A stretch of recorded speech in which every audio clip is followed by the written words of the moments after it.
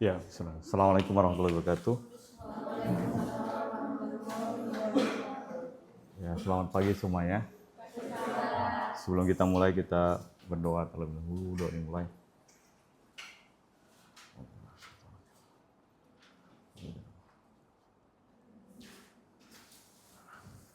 Ya, selesai.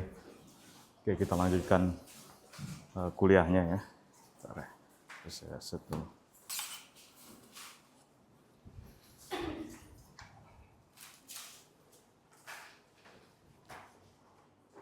The power of tiny gains. Udah pernah tahu?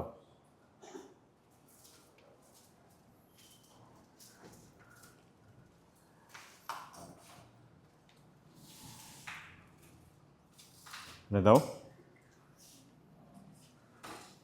Ada pernah baca? Tahu.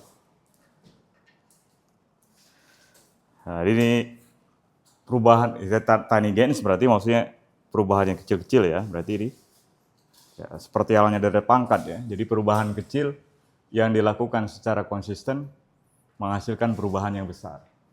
Jadi kalau secara matematik kita bisa tuliskan,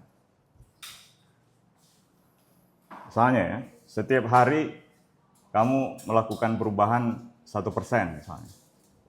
Jadi misalnya ini adalah X, hari ini ada X, berarti perubahan di hari berikutnya 1% dari ini, jadi berapa? Jadi berapa? Kalau perubahannya 1%, jadi apa?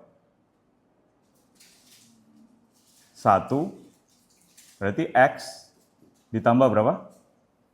1% dari X. Jadi berapa ini? X 1 tambah 0,01. Atau ini jadi 1,01 X. Dan seterusnya ya. Dan berlaku seterusnya. Jadi kalau misalnya kita bisa tuliskan, nah jadi seperti ini. Jadi perubahan 1% berarti yang berikutnya kalau kita lakukan iterasi, 1% dari ini apa? Di hari berikutnya, ini hari pertama. Ini misalnya hari pertama, kemudian ini hari kedua. Hari ketiganya jadi berapa? 1% dari ini, jadi berapa? Jadi berapa? Di hari ketiga, ini hari pertama ya. Ini hari kedua. Ini hari kedua. Hari ketiga jadi berapa? 1,01 dikali 1,01 dari X. Dan seterusnya. Nah, jadi kalau misalnya selama setahun, kalau kita pangkatkan, jadi setahun kan kira-kira 365 hari ya. Ada 366, ada 365. Jadi kalau kita pangkatkan 1,01, ini perubahannya 1%, seterusnya. Pada X 365, ini jadi apa? 1,01 pangkat 365 dari yang awal ya. Dari X awalnya. Jadi berapa nih? Jadi sekitar 37 perubahannya. Jadi sekitar 37. Tapi kalau misalnya kamu melakukan penurunan, jadi kalau kamu melakukan penurunan, kalau ini kan perubahan ya, perubahan positif.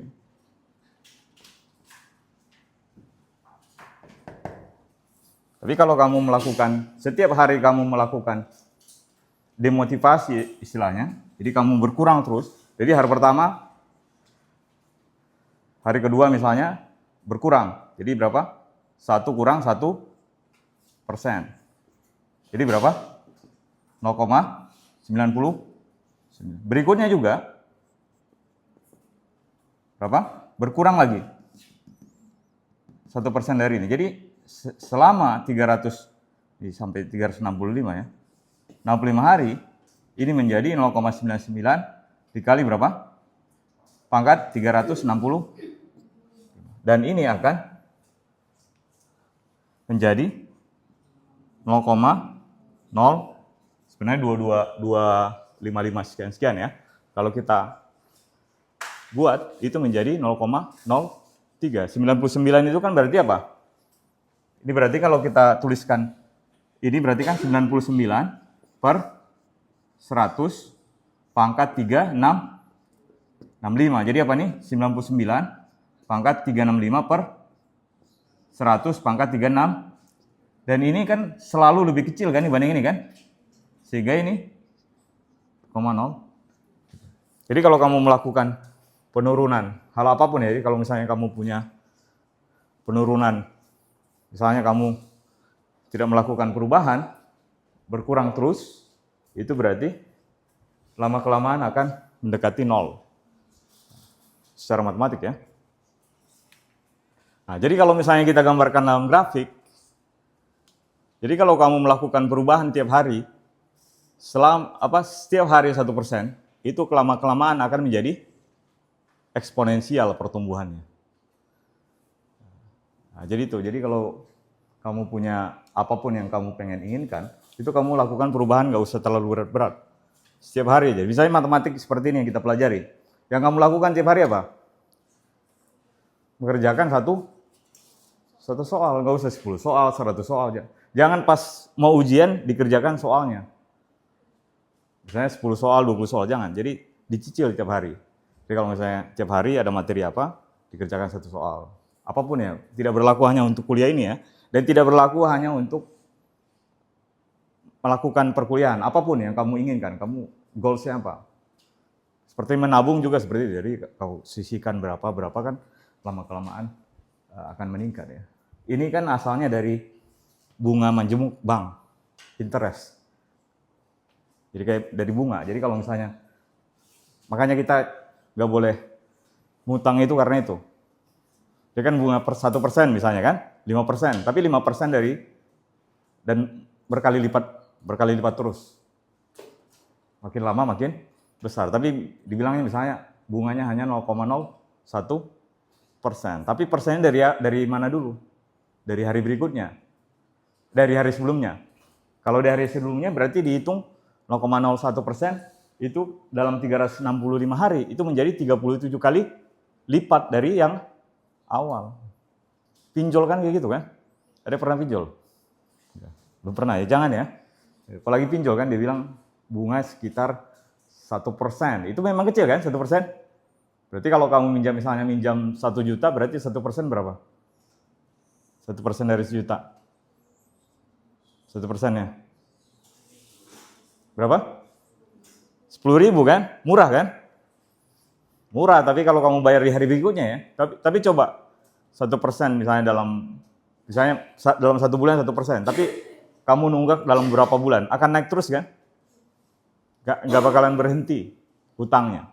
Jadi kalau misalnya kamu ngutang di bank itu 100.000, itu jadi 200.000 kamu bayar. Bahkan bisa lebih kalau kamu nunggak. Nah itu sebabnya jangan sampai ngutang di bank ya. Alasannya. Kecuali kamu bisa lakukan, makanya kalau mau ngutang misalnya di perbankan, itu kita harus untuk hal yang produktif. Maksudnya apa? Kita dapat keuntungan lebih dari itu. Misalnya kamu dapat keuntungan misalnya 10%, kamu bunganya cuma 1%. Kamu masih ada selisih 9%. Tapi kan biasanya ngutang buat hal yang konsumtif kan? Beli iPhone misalnya kan? Ya kan? Ngutang misalnya. Atau beli apapun ya misalnya yang kamu inginkan ya. Jangan sampai. Nah itu sebabnya, kalau dari pertanyaan matematik, apapun ya, tidak hanya mengutang ya. Apapun, kalau kamu melakukan perubahan apapun yang kamu inginkan. Jadi sejak hari ini misalnya, kamu supaya bisa bagus Fismartnya ya, kamu lakukan perubahan minimal, kamu baca 1 halaman per hari buku BOAS misalnya. Selama setahun, jadi kamu sudah membaca berapa halaman? 365 halaman. Jadi jangan targetnya pokoknya 1 buku, jangan. Yang kecil-kecil aja dulu. Kan betul saya waktu saya mengerjakan tesis ya, itu saya menulis 1 halaman per hari. Jadi kalau kamu menulis skripsi, jangan muluk-muluk. Jadi tulis saja satu halaman per hari. Jadi mulai sekarang misalnya, kamu sudah tahu skripsi apa yang kamu mau kerjakan misalnya, tulis 1 halaman per hari. Selama setahun ada berapa halaman? 365 halaman, tebal kan? Tapi jangan ditulis pas 1 minggu mau sidang tugas akhir. Ada aja. Belum pengalaman ya? Belumnya. Ada. 1 minggu, 2 minggu. Nah itu justru berarti. Yang kalau sekarang bisa keburu. Kalau dulu memang berarti begadang ya tiap sehari. Jadi sehari itu dia harus, misalnya kalau dia targetnya 100 halaman. Ada. Coba tanya ke kelasnya. Ada pasti yang kayak gitu. Ya. Nah itu sebabnya ya. Jadi sebabnya kita harus melakukan perubahan sekecil apapun. Itu sebabnya. Jadi kalau semakin lama itu akan melakukan perubahan secara eksponensial.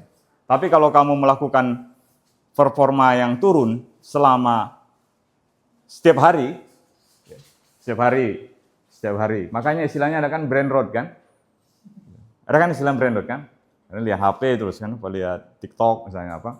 Itu lama-kelamaan otaknya akan berkurang secara pemikiran. Sudah ada risetnya kok, coba lihat. Jadi orang yang menggunakan ChatGPT dengan orang yang tidak menggunakan ChatGPT itu dari segi konektivitas sarafnya itu berbeda. Jadi kalau kalian sering menggunakan ChatGPT terus tanpa melakukan penelaahan lagi, tanpa kamu lakukan membahasakan dengan bahasamu lagi, itu lama-kelamaan otaknya akan tumpul. Saya ingat betul itu guru SD saya itu. Kalau dulu kan masih boleh kan dipukul atau apa kan. Sekarang kalau kena SD masih ada yang mukul gurunya enggak ada. Nah, sekarang udah enggak ya. Waktu SD ada guru saya terkenal namanya ibu nggak tahu masih hidup atau enggak ya. Guru saya udah lama saya nggak ketemu. Dikenal namanya Ibu Bazoka. Saking dia jadi dia kepala sekolah sekaligus guru mata pelajaran. Kalau dulu kan mata pelajaran kan kalau di sekolah negeri kan semuanya kan diampu kan, matematik IPA, IPS apalagi. Kecuali pelajaran yang spesifik, misalnya olahraga, agama enggak ya, bahasa Inggris biasanya enggak.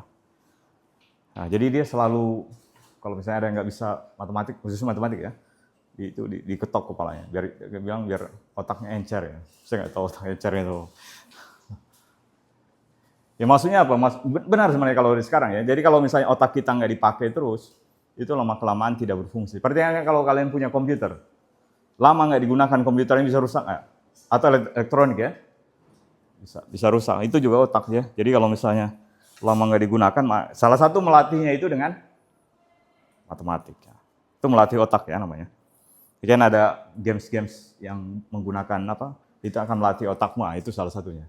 Ya kan seperti halnya orang jadi atlet. Jadi kalau misalnya dia mau jadi pelari, yang dilatih adalah fisik kan. Ya, tapi kalau di kuliah yang dilatih adalah otak kan, kemampuan berpikir kan, bukan secara fisik. Nah, secara fisik yang dilatih ya bentuknya fisik. Nah, itu ya. Jadi kamu ini rumusnya iteratif ya. Jadi setiap perubahan 1,01 di hari berikutnya berarti kan 1,01 dari X misalnya. Berikutnya 1,01 dari X. Berikutnya 1,01 dari X dan seterusnya. Dan sehingga jadi 1,01 pangkat berapa kali perubahan. Secara iteratif ya. Nah, jadi kalau kesimpulannya berarti apa? Tiny gains itu maksudnya hal-hal yang positif ya. Keuntungan positif itu diperlukan, konsistensi, waktu, itu menjadi perubahan yang sangat besar. Jadi apapun ya, apapun yang kalian inginkan, itu akan tercapai kalau dilakukan secara konsisten dan butuh waktu. Butuh waktu. Jadi maksudnya kamu tidak menguasai apapun, itu butuh waktu dan butuh kesabaran. Jadi seperti mengerjakan matematik. Jadi kalau kamu nggak bisa, itu balik lagi ke awal. Jangan, kalau nggak butuh waktu apa hasilnya? Ya, pas ujian mencontek kan? Ya kan? Ya. Seperti UTBK kemarin kan ada yang nanam Alat apa namanya? Ya, alat buat komunikasi kan di telinganya. Ternyata palsu kan? Tapi nggak mungkin kan di Vismart kayak gitu kan? Itu kan kalau ujian ya. Jadi hal-hal yang aneh itu muncul pas ujian ya. Jadi itu mungkin di awalan kita ini. Masih ada relasinya dengan kuliah kita yang Vismart ini ya. Jadi pertumbuhannya eksponensial. Jadi penurunannya, performanya juga kalau misalnya kalian lakukan hal negatif, penurunannya juga eksponensial. Bukan linear ya, eksponensial.